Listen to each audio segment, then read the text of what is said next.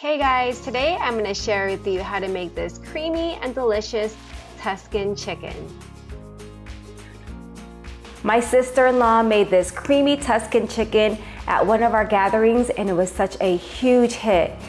It has tender chicken thighs, tomatoes and spinach, and this most delicious Parmesan cream sauce that I can just drink. So let's get started. We're gonna start off by making a simple rub for our chicken.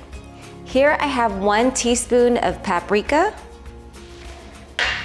1 teaspoon of garlic powder, and 1 teaspoon of onion powder. And that's pretty much it. And I'm just gonna stir this until everything is combined. Here I have 5 chicken thighs with the bone in, and I remove the skin just because I'm not a big fan of skin, but if you like skin, by all means, go ahead and leave it on. And I'm just gonna place it onto a baking sheet.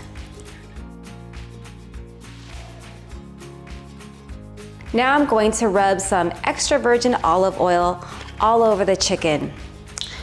When I first made Tuscan chicken, I made it using chicken breasts, and when my sister-in-law made it with chicken thighs, it came out so tender that I had to recreate the recipe using chicken thighs. So I'm just gonna rub the oil all over the chicken. Now I'm going to give everything a generous seasoning of salt and pepper, and then I'm gonna add our rub that we made. I really love this method that my sister-in-law used for cooking this Tuscan chicken. So after we're done seasoning this, we're going to bake it in the oven, and then we'll make the sauce. And once the chicken is done baking in the oven, we'll add it to the sauce, which makes it a lot easier than just cooking it over the stove. And that's pretty much what I do with my Swedish meatballs. I just bake the meatballs and then toss it in the sauce, and it's so much easier than cooking everything over the pan. And I'm gonna go ahead and just season up the other side. And this really is such a simple meal that will impress company. I mean, it did impress our family. That's why I'm making it today. And these are ready to go in the oven. I have my oven heated to 400 degrees and I'm gonna cook until the chicken is completely cooked through. This will take about 30 to 40 minutes. Now I'm going to slice up 1 pint of grape tomatoes.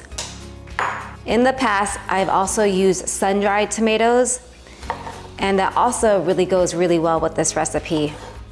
But I do love these grape tomatoes, and I could honestly eat them on its own.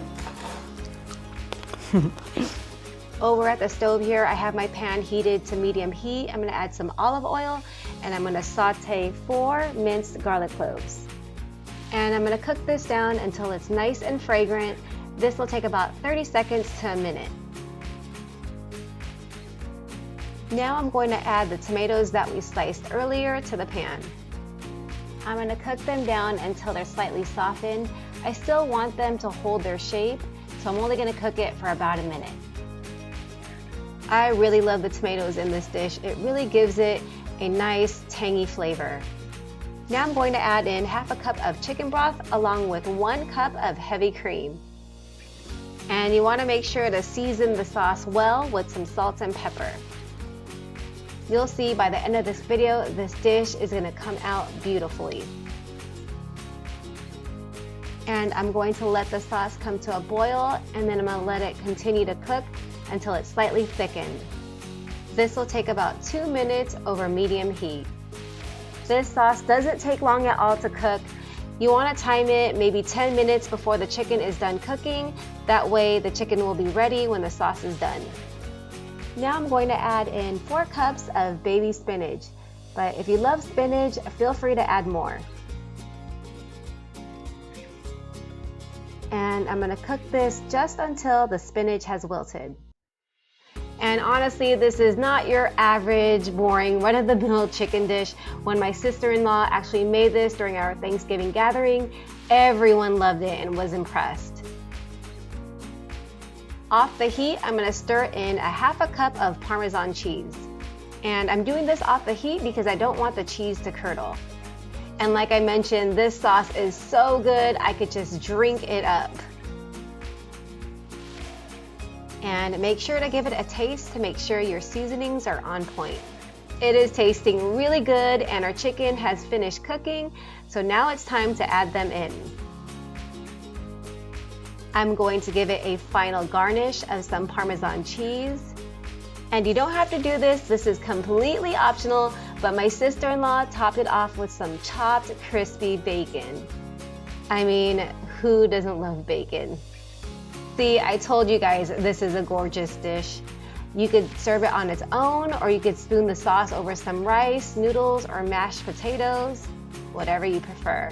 Hey guys, today we're making Tuscan chicken. Yes, I made Tuscan chicken, and I'm all through cooking, and it's time to give it a taste. Honestly, you guys, this looks really pretty and fancy, and it was so simple to make. I'm so excited to try it. Oh, that sauce. All right. The soup. Oh, you guys, the chicken is so tender. And I have the perfect bite right here. Mmm.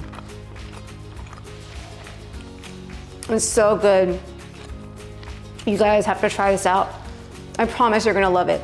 All right, I'm gonna have this for lunch. You guys like, subscribe, hit that bell notification. I make cooking videos weekly. Take care.